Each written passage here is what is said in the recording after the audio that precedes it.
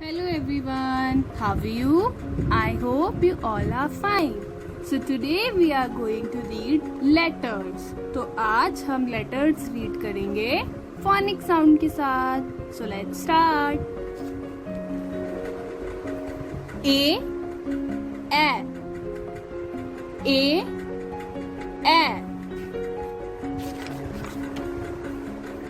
B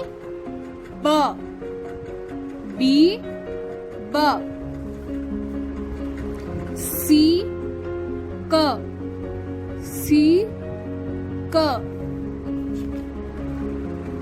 D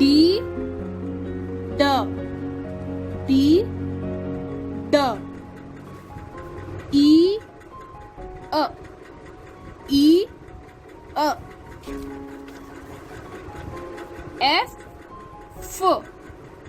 F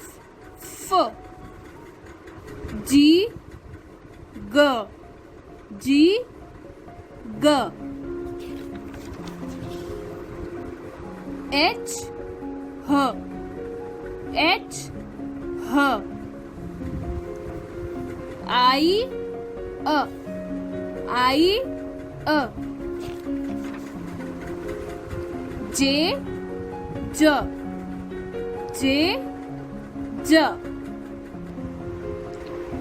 तो अब हम फिर से रीड करेंगे. A B C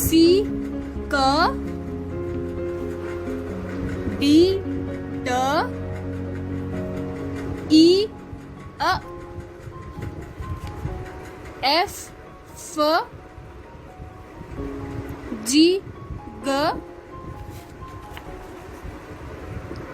H I